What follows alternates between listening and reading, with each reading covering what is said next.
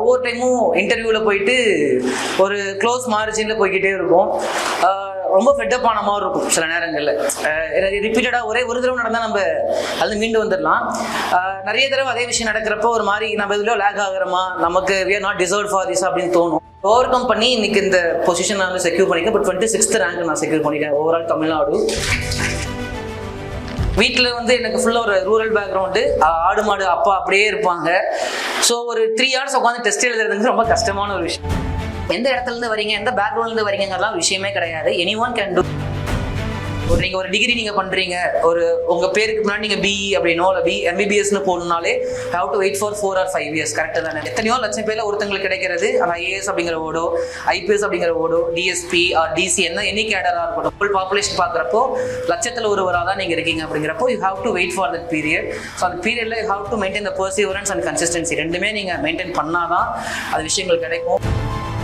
பேர் விக்னேஷ். என்னோட சொந்த ஊர் சேலம் மாவட்டம் ஆத்தூர் வட்டம் ராமநாயக்கன் தொலைமன்ற என்ற ஊர்லேருந்து வந்திருக்கேன்.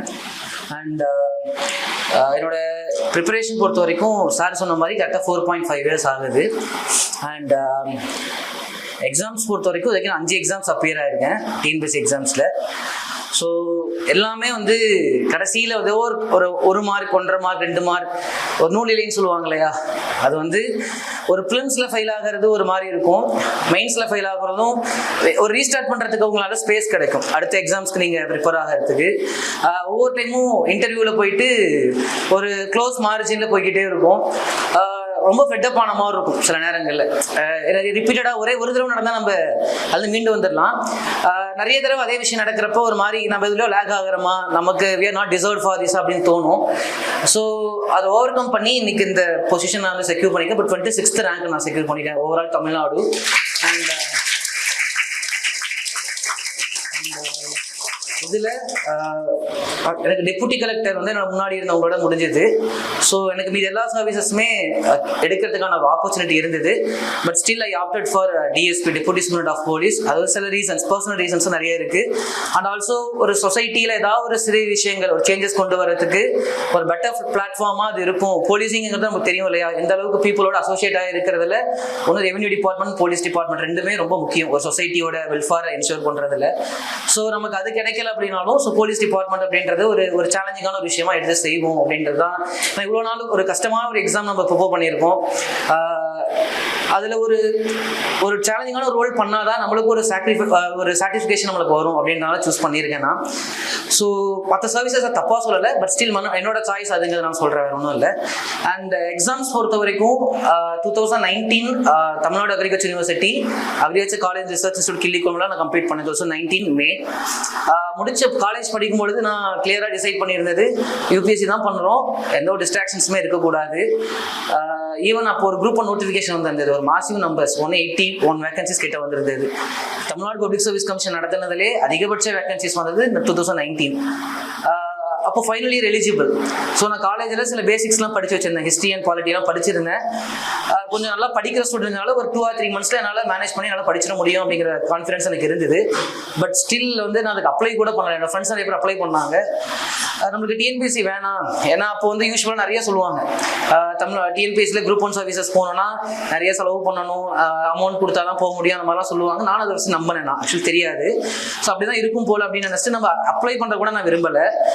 ஸோ யூபிஎஸ்சி படிக்கணும்னு ஸ்டார்ட் பண்ணேன். அண்ட் அக்ரிகல்ச்சர் ஆப்ஷன்ஸ் படிக்க ஸ்டார்ட் பண்ணேன்.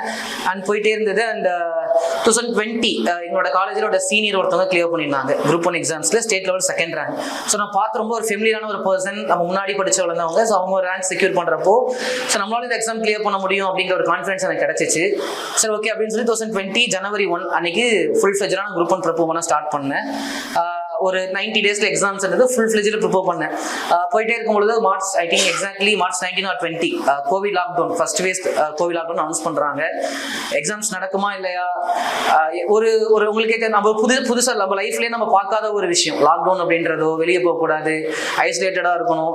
அப்படிங்கிறப்போ புக் எடுத்து படிக்கிறது அப்படிங்கிறது ரொம்ப கஷ்டமாக இருந்து நிறைய பேர் சொல்லுவாங்க. பட் என்னுடைய most crucial phase in my life, எந்த ஒரு டிஸ்ட்ராக்ஷன்ஸ் இல்லாமல் நீட்டாக படித்த அந்த பீரியட்ல நான் கோவிட் டைமில் பெருசாக வீட்லேயும் எந்த வேலையும் இருக்காது, அப்பா அம்மா பார்த்துப்பாங்க.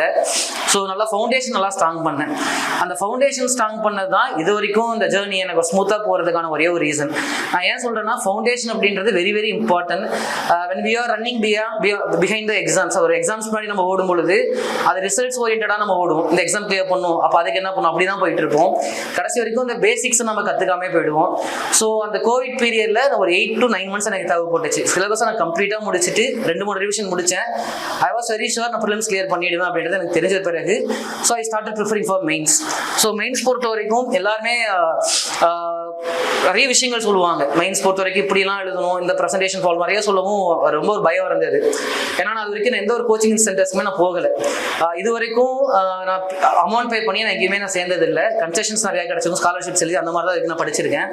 ஸோ ப்ரிலிம்ஸ் வரைக்கும் நம்ம பாஸ் பண்ணுறதை என்ஷூர் பண்ணலாம். மெயின்ஸ்க்கு என்ன பண்ணுறது அப்படிங்கிறப்போ ஒரு 2 months என்ன பண்ணேன்னா, எங்கெங்கெல்லாம் கிடைக்குதோ யூடியூப் அண்ட் நிறைய இடத்துல ஃப்ரீ டெஸ்ட்லாம் போட்டிருந்தாங்க அந்த டைமில், லாக்டவுன் டைமில். ஸோ மெயின்ஸ் நான் ப்ரிலிம்ஸே பாஸ் ஆகலை, பட் ஸ்டில் என்னோட மெயின்ஸுக்கு நான் எப்படி எழுதணும், ஹேண்ட் ரைட்டிங் எப்படி ப்ரெசென்ட் பண்ணணும், அப்படி பேசிக்ஸ் எல்லாமே நான் கற்றுக்கிட்டேன் அந்த பீரியடில். பேசிக்ஸ் எல்லாமே கற்றுக்கிட்ட பிறகு திரும்ப கோவிட் லாக்டவுன் முடிஞ்சு எக்ஸாம்ஸ் டேட் அனௌன்ஸ் பண்ணாங்க, ப்ரிலிம்ஸ் கிளியர் பண்ணேன், தென் மெயின்ஸ் எழுதினேன். மெயின் ஸ்டார்ட் பண்ணி ரொம்ப ஸ்டார்டிங்கில் ஒரு கம்பேரிசன்ஸ் அப்படிங்கிற ஒரு பெரிய இஷ்யூ.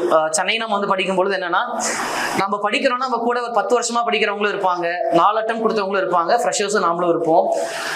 ப்ரிலிம்ஸ்ல சில சப்ஜெக்ட்ஸ்லாம் இல்லாத சில சப்ஜெக்ட்ஸ் மெயின்ஸ்ல இருக்கும், like science and technology, Tamil society, இந்த சோஷியல் இஷ்யூஸ் எல்லாமே நம்ம வந்து ப்ரிலிம்ஸ்ல படிக்க மாட்டோம், பட் மெயின்ஸ்ல படிப்போம். ஸோ அந்த சப்ஜெக்ட்ஸ் எல்லாம் படிக்கும் பொழுது ஒரு பயம் வந்துச்சு. வெட்டரன் ஆஸ்பிரண்ட்ஸ்க்குலாம் நல்ல ஸ்கோர் வரும், 150 160 வரும், நம்மளுக்கு 130 தாண்டாது. அதே ஒரு பெரிய இஷ்யூவா இருக்கும். ஒரு 3 or 4 எக்ஸாம்ஸ் போகும்போது கம்பேரிசன்ல கான்ஃபிடன்ஸ் லூஸ் ஆக ஆரம்பிச்சிச்சு. நான் என்ன பண்ணேன்னா, வீட்டுக்கு நான் பேக் பண்ணிட்டு சென்னையில நான் கிளம்பிட்டேன். சென்னை எப்போ இருந்தாலும் 2 months மேலே இருக்க முடியாது. நான் இருந்த என்னோட வில்லேஜ் என்விரான்மெண்ட்டுக்கும் சென்னை என்விரான்மெண்ட்டும் வித்தியாசமாக இருக்கிறதுனால என்னால் சர்வைவ் ஆக முடியல அந்த பீரியட்ல. So I return back to Attur. So அங்கே எனக்கு கிடைச்ச ஒரு பொக்கிஷம், எங்கள் ஆத்தூர்ல இருந்த ஒரு லைப்ரரி, கிளை நூலகம் இருக்கும். அங்கே நிறைய இடங்கள்ல இருந்து, கிராமத்துல இருந்து நிறைய ஸ்டூடெண்ட்ஸ் வந்தாங்க படிப்பாங்க. ஸோ நானும் அவங்களோட சேர்ந்து படிக்க ஆரம்பித்தேன் அந்த டைமில். ஸோ நான் மெயின்ஸ் தனியாக படிக்க போகிறோம். ஸோ எக்ஸாம் எப்போ வரப்போதுனே தெரியல, கோவிட் லாக்டவுன் வந்ததுனால. ஸோ நம்ம ஃபுல்லாக உட்காந்து நோட்ஸ் எடுத்து பக்காவாக ஸ்ட்ராட்டஜிஸ் பண்ணி படிக்கணும் அப்படின்னு டிசைட் பண்ணிட்டு உட்காந்து படிச்சுட்டு இருந்தேன். இன்னொன்று, எங்கெங்கெல்லாம் வாய்ப்பு கிடைச்சிச்சோ யூஸ் பண்ணிப்பேன். நான் என்னை பொறுத்த வரைக்கும் இதுதான் அப்படின்னு கிடையாது. சொல்லுவாங்க, பசி இருக்கவங்க எது கிடைச்சாலும் சாப்பிடுவாங்க. பட் நம்ம முன்னாடி ஒரு 10 dishes இருக்கு, அமௌண்ட் 10 பேக்கெட்ல ஒரு 1000 rupees இருந்தால் நம்ம டிஷ் நம்ம செலக்ட் பண்ணி அதை போய் சாப்பிடுவோம். பசிக்கிறவங்க எது கிடைச்சாலும் சாப்பிடுவாங்க மாதிரி அந்த செகண்ட் கேட்டகரி. ஸோ எது வேணாலும் கிடைக்கட்டும், நம்ம யூஸ் பண்ணிப்போம். ஏதோ ஒரு விஷயம் நம்மளுக்கு அதில் பெஸ்ட்டாக கிடைச்சா கூட, நம்மளுக்கு ஒரு 5 mark 6 mark சேர்ந்து கிடைச்சா கூட நம்மளுக்கு பெனிஃபிட்டாக இருக்குமே அப்படின்னு சொல்லிட்டு நான் எல்லா ஆப்பர்ச்சுனிட்டியும் யூஸ் பண்ணிக்கிட்டேன்.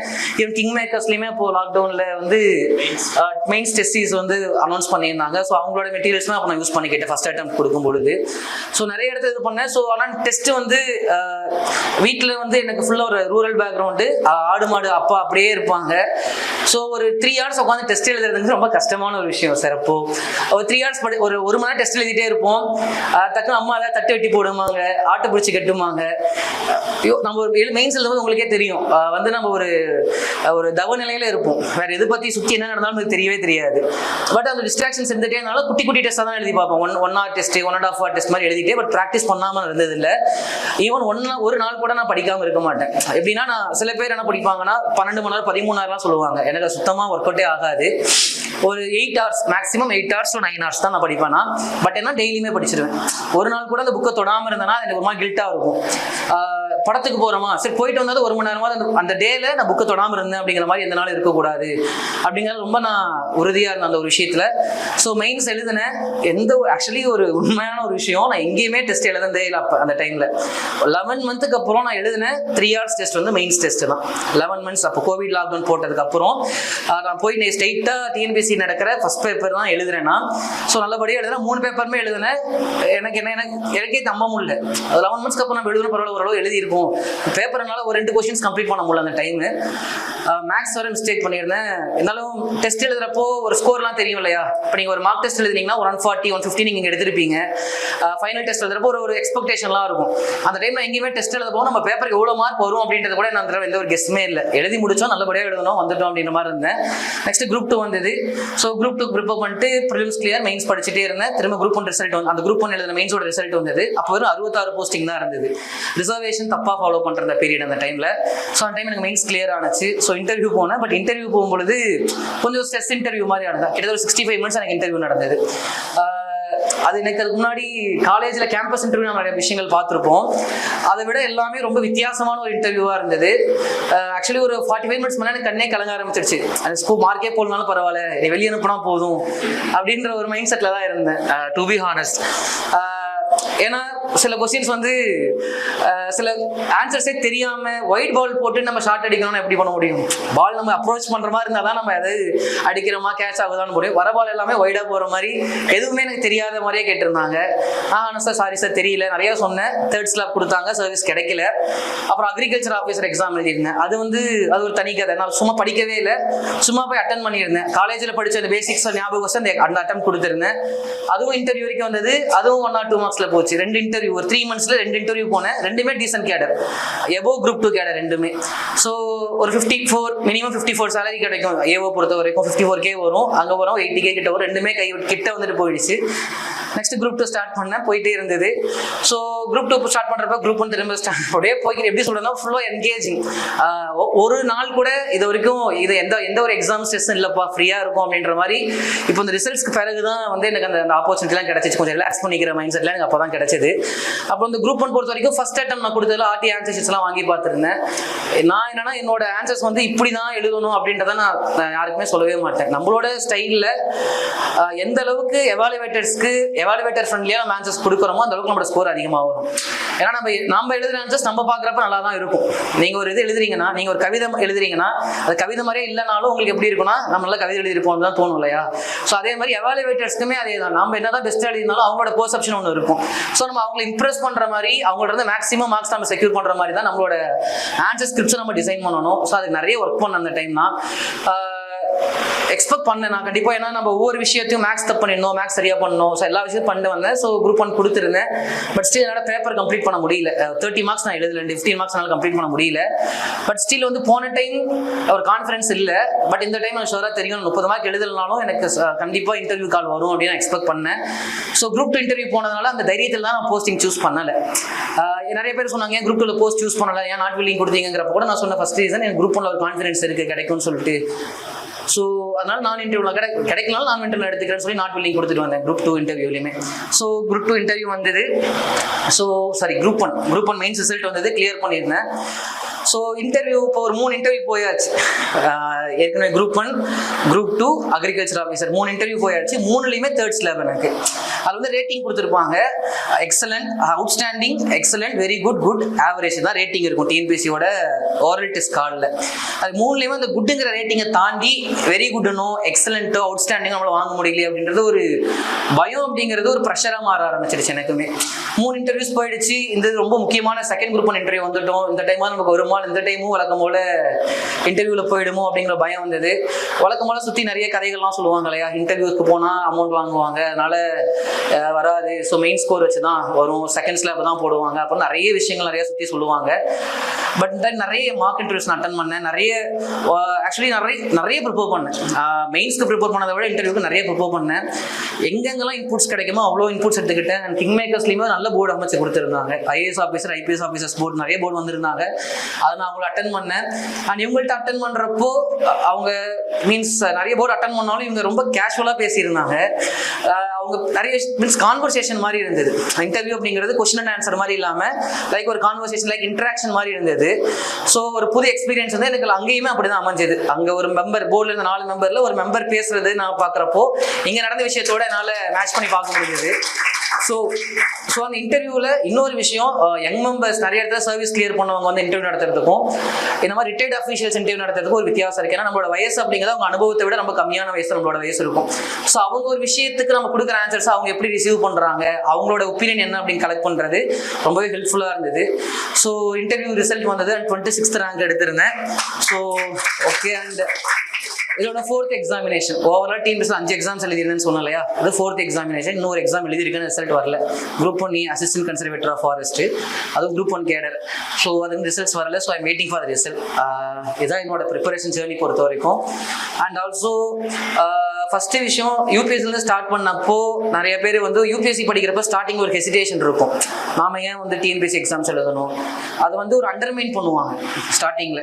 அதெல்லாம் வேணாம், சும்மா அது லைக் ஒரு அது ரொம்ப அண்டர் எஸ்டிமேட் பண்ணுவாங்க. தயவுசெய்து அது வேணாம். ஏன் சொல்கிறேன்னா, இப்போ இருக்க குரூப் 1 பேப்பர் வந்து நீங்கள் மெயின்ஸ் கொஸ்டின் பேப்பர்ஸ் எடுத்து பார்த்தாலும் தெரியும், ப்ரிலிம்ஸ் கொஸ்டின் பேப்பர்ஸ் எடுத்து பார்த்தாலும் தெரியும், அதோட ஸ்டாண்டர்ட் அப்படின்றது நிறைய இம்ப்ரூவ் ஆயிருக்கு. ஸோ அப்போ நீங்கள் அதை கண்டிப்பாக நீங்கள் அட்டம் கொடுக்கணும். ஓகேங்களா? நீங்கள் ஒரு கொஸ்டின் பேப்பர்ஸ் நீங்கள் எடுத்து பாருங்க. இப்போ மேக்ஸ்லாம் உங்களுக்கு கிடையாது, யூபிஎஸ்சியில் மேக்ஸ் கிடையாது, மெயின்ஸில் இருக்காது. அப்போ அதே மாதிரி இங்குமே மேக்ஸ் எடுத்துட்டு எத்திக்ஸ்ங்கிற சப்ஜெக்ட் இப்போ தான் ஆட் பண்ணியிருக்காங்க, மெயின்ஸில் ஆட் பண்ணியிருக்காங்க. சயின்ஸோட சிலபஸ் எக்ஸ்பேண்ட் பண்ணியிருக்காங்க. அப்படிங்கிறப்போ கொஞ்சம் கொஞ்சமாக டிஎன்பிஎஸ்சி ஆஸ்பிரண்ட்ஸ்க்கு அட்வான்டேஜாக இருந்த மெயின்ஸ் அப்படிங்கிறது கொஞ்சம் யூபிஎஸ்சி அட்வான்டேஜாகவும் மாறி இருக்கு அப்படிங்கிறதையும் ஹானஸ்ட்டாக ஒத்துக்கணும். ஸோ அதனால நீங்கள் ரெஸ்ட்ரிக்ட் பண்ண வேணாம். ஓகே, ஸோ நீங்கள் கண்டிப்பாக அட்டம் கொடுங்க. ஏன்னா இந்த டைம் என்னோட ஃப்ரெண்ட்ஸ் சர்க்கிளில் கிளியரான நிறைய பேர் பார்த்தீங்கன்னா நம்ம யூபிஎஸ்சி பேக்ரவுண்டில் இருந்து டிஎன்பி ஷிஃப்ட் ஆகிருப்பாங்க இல்லையா, ஒரு 2 or 3 அட்டம்ஸ் கொடுத்துட்டு ஷிஃப்ட் ஆனவங்களுக்கு தான் நிறைய பேர் கிளியர் பண்ணியிருக்காங்க. ஸோ அதனால நீங்க ஸ்டார்டிங்லேயே அந்த ஆப்பர்ச்சுனிட்டி கிடைச்சதுன்னா தயவு செஞ்சு பயன்படுத்திக்கோங்க. ஏன்னா இன்னும் நிறைய அட்வான்டேஜஸ் இருக்கு நீங்க குரூப் 1 சர்வீஸ்ல போகிறப்போ. அங்க ஐஏஎஸ் ஐபிஎஸ் ஐஎஸ் தவிர இது எல்லாமே குரூப் ஏ சர்வீசஸ் தான் சொல்லுவோம். அதே மாதிரி இங்கேயுமே உங்களுக்கு குரூப் 1 சர்வீசஸ்லேயும் உங்களுக்கு ஓன் ஸ்டேட்ல நீங்க சர்வ் பண்றதுக்கு ஒரு சான்சஸ் கிடைக்கும். கொஞ்சம் உங்களுக்கு அந்த கன்ஃபர்ட் ஐஏஎஸ் ஐபிஎஸ் கிடைக்கிறதுக்கு டிலே ஆனாலும் உங்க ஓன் ஸ்டேட் பீப்புள் சர்வ் பண்றது அப்படிங்கிறதும் நம்மளுக்கு ஒரு என்னதான் ஒரு பர்சனல் கனெக்ட் இருக்கும் இல்லையா. ஸோ அதனால நீங்க அண்டர்மைன் பண்ணாமல் கண்டிப்பா நீங்க அப்பியர் ஆகணும். அண்ட் ஆல்சோ நம்ம எந்த இடத்துல இருந்து வரோம் அப்படின்றதெல்லாம் விஷயமே கிடையாது. ஆக்சுவலி நான் ரொம்பவே ஒரு ரூரல் பேக்ரவுண்ட் முன்னாடி சொன்னது தான், சார் சொன்னாங்களே அதே தான். எங்கள் ஃபேமிலியில் யாருமே படித்ததெல்லாம் கிடையாது. But they supported me well. எந்த ஒரு டெசிஷன் எடுத்தாலும் ரொம்ப நான் எந்த ஒரு முடிவு இதை நான் பண்ணுறேன் அப்படின்னு சொன்னாங்கன்னா they always backed me. Chennai போகணும்னு சொன்னால் சரி ஓகே நம்ம எது சரின்னு போடுறதோ செய்ய அப்படிங்கிறதா சொல்லுவாங்க. ஸோ அதனால வந்து இந்த பேக்ரவுண்டு வரணும், அப்பா அம்மா இப்படி இருந்தால் தான் வர முடியும், இன்டர்வியூவில் போனால் இப்படி இருக்கும். அதெல்லாம் ஆக்சுவலி ஃபர்ஸ்ட் இன்டர்வியூ போகிறப்பலாம் என்னோட ஃபேமிலியில் ப்ரொஃபஷன் சொல்கிறதுக்கு நான் வந்து ஆக்சுவலாக எனக்கு ஒரு ஹெசிடேட்டாக இருந்தது. அது எப்படி போய் சொன்னா நல்லா இருக்குமா, தப்பா எடுத்துப்பாங்களா, லைக் ஒரு சிம்பத்தட்டிக்கலா இருக்குமா, அதனால வேணாம்னு சொல்லிட்டு நான் இன்டர்வியூஸ் எதுவுமே ஹானஸ்டா நான் சொல்லவே இல்லை. பட் இந்த இன்டர்வியூல ஓப்பனா டு பி ஃப்ராங்க் எங்க வீட்டுல அப்பா தான் செய்யறாங்க, அம்மா செய்யறாங்க. ஸோ நான் இந்த எக்ஸாம்ஸ் எழுதியிருக்கேன் சொல்றப்போ ஒரு ஆக்சுவலி அந்த டிஎன்பிஎஸ்சி மெம்பருக்கு எனக்குமே ஒரு நல்ல ஒரு கனெக்ட் வந்தது. அவங்க கொஸ்டின்ஸ் கேட்கிறப்போ அதுக்கப்புறம் அவங்க அந்த ஆன்சர்ஸ் ரிசீவ் பண்ண விதம், அவங்க என்ன நடத்தின விதம் எல்லாமே எனக்கு தெரிஞ்சது, ஒரு கனெக்ட் ஏற்பட்டது. ஏன்னா ஒரு நான் டிசர்விங் கேண்டிடேட் அப்படிங்கறத அவங்க ரியலைஸ் பண்ணாங்கிறது எனக்குமே தெரிஞ்சிச்சு. ஸோ அதனால நீங்க எந்த இடத்துல இருந்து வரீங்க, எந்த பேக்ரவுண்ட்ல இருந்து வரீங்கிறதுலாம் விஷயமே கிடையாது. Any one can two. இன்னொரு விஷயம் சாருமே கண்டிப்பா நோட்டீஸ் பண்ணியிருப்பாங்க. முன்னாடி குரூப் 1 சர்வீஸ் போறவங்களோட ஒரு பேக்ரவுண்டுக்கும் இப்போ குரூப் 1 சர்வீஸ்க்குள்ள போறவங்க பேக்ரவுண்டுக்கும் பாத்தீங்கன்னா there is a huge difference. முன்ன ஒரு எலைட் சர்வீசஸ் மாதிரி தான் சார் இருக்கும். ஒரு குரூப் 1 சர்வீசஸ்ங்கிறது ஒரு ஃபார் த எலைட்ஸ். அப்போ நம்ம குரூப் ஒரு ரூரல் ஏரியால இருந்து வராங்கன்னா பெரும்பாலும் they will restrict to group 4 services. பெரும்பாலும் குரூப் 2 ஓட நின்றுடுவாங்க, குரூப் 4 குரூப் 2 நின்றுடுவாங்க. குரூப் 1 சர்வீசஸ்க்குள்ள பெரும்பாலும் யாரும் வரவே மாட்டாங்க. பட் இப்போ வந்து அது எல்லாமே மாறி இருக்கு சரிங்களா. ஸோ பருந்தாவது ஊர்க்குருவின்னு சொல்லுவாங்களா, அந்த மாதிரி you can also fly in the examination. So it's open to all. எல்லா ஆப்பர்ச்சுனிட்டிஸுமே இருக்கு, எல்லா வாய்ப்புகளுமே இருக்கு. நிறைய இடங்கள்ல ஃப்ரீயா கொடுக்குறாங்க. பட் யூஸ்வலாக நம்ம பண்ணும்பொழுது ஃப்ரீயா கிடைச்சா அதோட இம்பார்ட்டன்ஸ் நமக்கு தெரியாது. பட் ஏதாவது ஒரு இடத்துல உங்களுக்கு அது ஹெல்ப்ஃபுல்லாக இருக்கும். அதனால நீங்க ஒரு விஷயம் எளிமையா உங்க கைக்கு வந்து சேருது அப்படிங்கிறதுனால நீங்க அதை நீங்க அண்டர்மைன் பண்ணணும்னு அவசியம் இல்லை. கிடைக்கிற வாய்ப்புகள் எல்லாமே நல்லா பயன்படுத்திக்கோங்க. ஸோ அது செகண்ட் திங், அந்த பேரியருக்கு அந்த ஸ்டீரியோ டைப் நீங்க எங்கேருந்து வரீங்கிற ஸ்டீரியோ டைப்பை ஃபர்ஸ்ட் நீங்க உடச்சிக்கணும் சரிங்களா. So any one can do. நீங்க லோயர் கிளாஸ்னாலும் சரி, upper middle, lower middle class, high class, நீங்க அந்த கிளாஸஸ்ங்கிற விஷயமே கிடையாது. What you are going to perform in the exam, எப்படி உங்க ஆன்சர் ஷீட் ப்ரெசென்ட் பண்ண போறீங்க, ஹவ் யூ ஆர் ப்ரெசென்டிங் இந்த interview, that is the matter.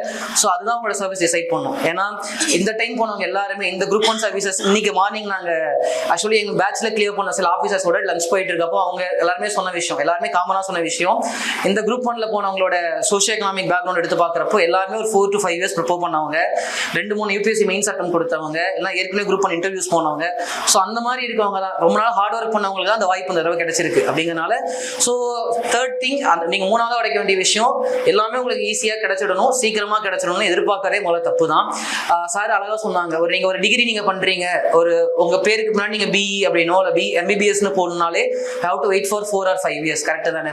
ஒரு டிகிரிக்கு அப்படிங்கிறப்போ அது எல்லாருக்கும் கிடைக்கிற ஒரு டிகிரிக்கு you are waiting for that period அப்படிங்கிறப்போ எத்தனையோ லட்சம் பேர்ல ஒருத்தங்களுக்கு கிடைக்கிறது அந்த ஐஏஎஸ் அப்படிங்கிற ஓடோ, ஐபிஎஸ் அப்படிங்கிற ஓடோ, டிஎஸ்பி ஆர் டிசி என்ன எனி கேடரா இருக்கட்டும், குரூப் 1 கேடர்ல யுவர் ஸ்டாண்டிங் அமாங் மில்லியன்ல ஒருத்தவங்க ஆஸ் ஒரு ஹோல் பாப்புலேஷன் பார்க்குறப்போ லட்சத்தில் ஒருவராக தான் நீங்கள் இருக்கீங்க. அப்படிங்கிறப்போ you have to wait for that period.